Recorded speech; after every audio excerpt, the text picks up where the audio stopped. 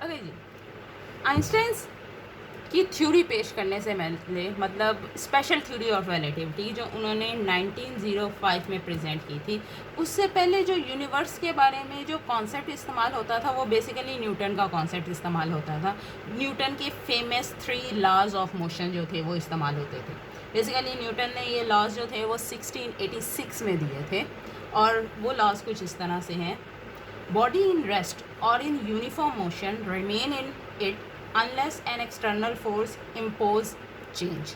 सही, अगर कोई बॉडी रेस्ट या यूनिफॉर्म मोशन में है तो वो उसी हालत में रहेगी जब तक कि कोई एक्सटर्नल फोर्स उस पर अप्लाई नहीं होती और उसकी स्पीड को या उसकी रेस्ट की सिचुएशन को चेंज नहीं करती। ठीक।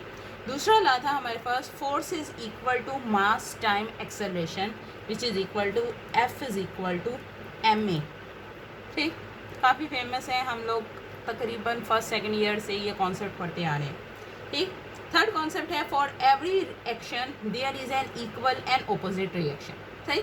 सो आइंस्टाइन की थ्योरी पेश करने से पहले, मतलब 1905 से पहले, जो यूनिवर्स को समझने के लिए जो कॉन्सेप्ट इस्तेमाल होते थे वो बेसिकली न्यूटन के ये 3 लॉज थे।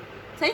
लेकिन इनमें कोई ना कोई ड्रॉबैक, कोई फ्लॉज थे जिसकी वजह से कहीं ना कहीं रिलेटिविटी का कॉन्सेप्ट जो था वो ज़रूरी था। सही। ओके जी, नेक्स्ट हम लोग ये डिस्कस करते हैं कि अकॉर्डिंग टू आइंस्टाइन ने जब अपनी थ्योरी पेश की थी तो उसने ये वाली एग्जाम्पल को एज अ कोट किया था। हम उसी एग्जाम्पल को यहाँ डिस्कस करने लगे। ठीक।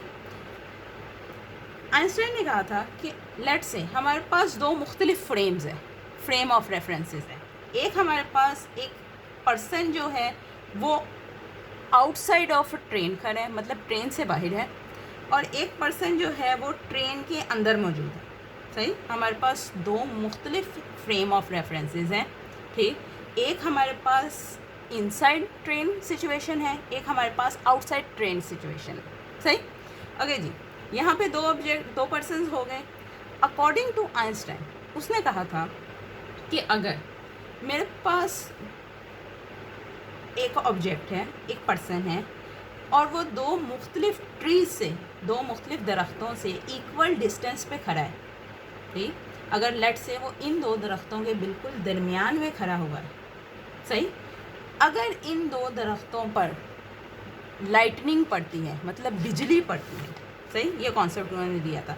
If the bolt of lightning hit both tree at the same time, अगर दोनों ट्रीज पे लाइटनिंग सेम टाइम पर पड़ती है।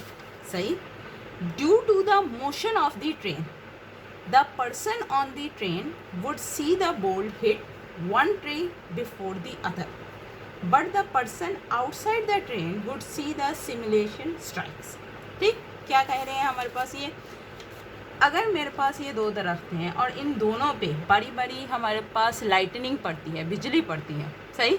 सो इस पर्सन और इस पर्सन की जो ऑब्जर्वेशन है, मतलब एक बंदा जो ट्रेन से बाहर है और एक बंदा जो ट्रेन के अंदर है, इन दोनों की जो ऑब्जर्वेशन है वो दोनों की डिफरेंट होगी। किस तरह से?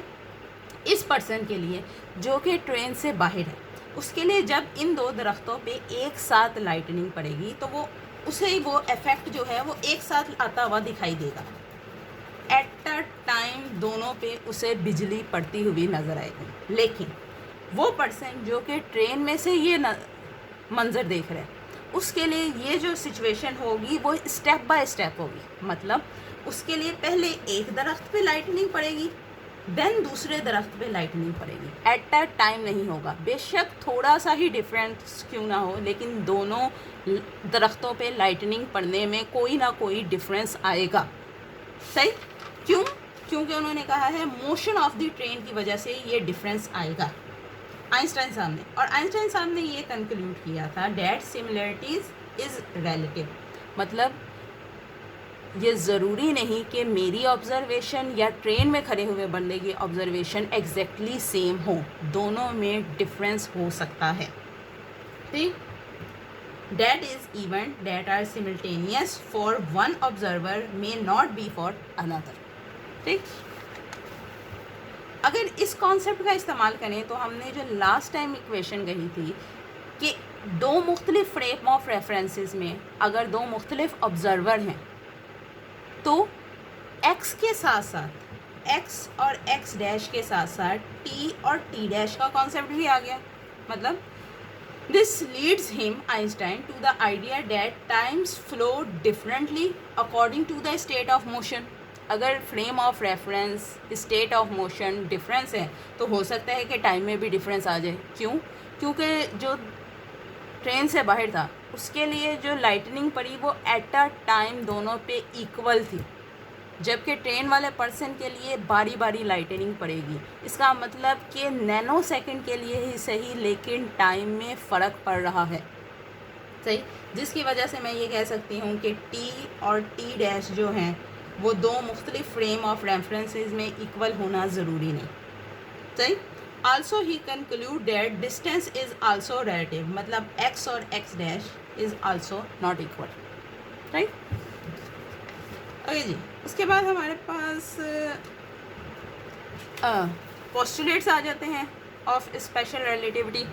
इसको डिस्कस करते हैं।